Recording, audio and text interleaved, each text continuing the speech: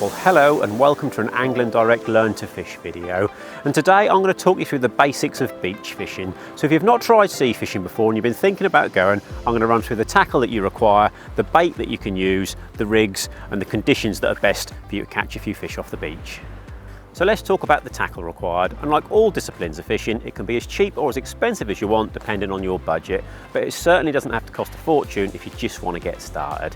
And today I've got a pair of Advanta Beachcasters. They're the 13-foot 4 to 8 ounce models, coupled up with some Advanta surf reels, and that's more than good enough to get you catching a few fish off the beach. On the reels you've got two choices. You can use a mono mainline with a shock leader, or my preference, I prefer to use braid straight through, a minimum of 50-pound break and strain, and then I don't have to use a shock leader, and I don't have that clumsy shock leader knot going through the rod rings. I prefer to fish two rods on the stand, and you can see beside me I've got my beach buddy. If the weather does turn nasty, I can dive in there for some shelter. So next I'm going to talk about the rigs, and there's loads of ready-made rigs available in our shops, and my two firm favourites are the pulley rig, which I prefer for using bigger baits such as squid, and actually what I'm using today, or if you just want to get some bites, something like a 3-hook flapper rig. You can put worms on the hooks and that'll catch anything that swims. So as I just mentioned, both rods today are on the pulley rigs. Pulley rigs have worked really well for me this time of year, and I like to bait them up with quite large pieces of squid. I find squid a great bait. I've caught rays, smoothhounds and bass on it, and it's really convenient because I can just keep boxes of squid in the freezer at home for those last minute trips. There are other great baits you can try. Worm is really good, both lugworm and ragworm, and a deadly bait if you can get hold of it is fresh peeler crab. So there's lots of choices on bait, but probably a good one to start with is good old faithful squid. And it couldn't be simpler to bait up with. I use those large hooks on the pulley rigs with a strip of squid that I cut off. I put the hook through it and then I bind it on with some bait elastic. And then the nature of those pulley rigs, you can clip your bait to the lead, which means you can cast it a lot further because it's more aerodynamic and it prevents the bait coming off when you cast.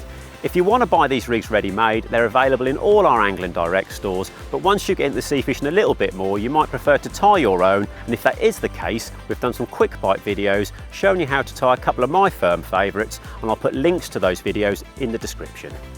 Paying close attention to the conditions is really important when beach fishing, and what I mean by that, if the weather is really rough, it tends to mean the sea is really rough and you're going to struggle from the start. So for me, especially during the springtime, I tend to like a slightly calmer sea, and that tends to bring in the smoothhounds and the rays that I'm trying to catch right now.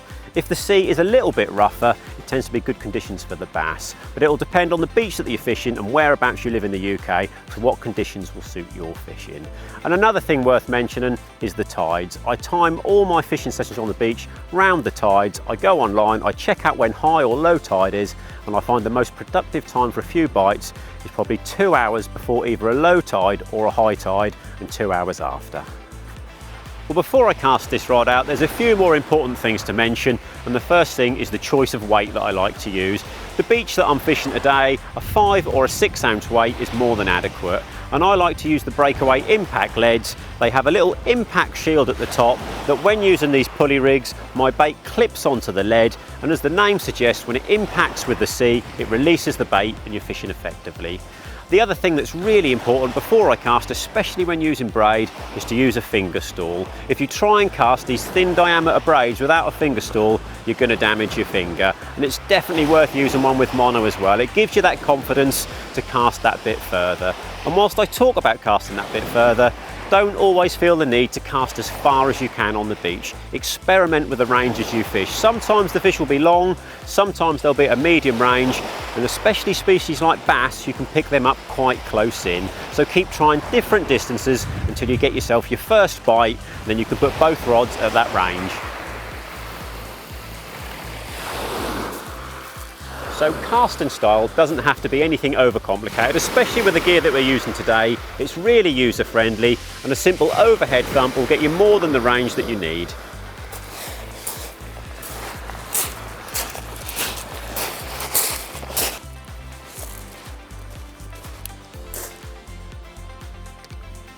So once you've cast the rod out, it's a simple case of walking the rod back up, putting it in the stand, and the tide of the sea is like the flow of a river. It'll naturally tighten up the line and put a nice curve in the rod tip. And like your freshwater fishing, you'll know when you get a bite because the rod tip will give that telltale thump, thump, thump meaning you've got a fish on. So there's loads of great sea fishing off our beaches, and if you haven't done it before, this is a very basic guide to get you going and get you catching a few fish. So if you like this video, give it a like, subscribe to our channel, and good luck if you go out on the beaches and try some sea fishing.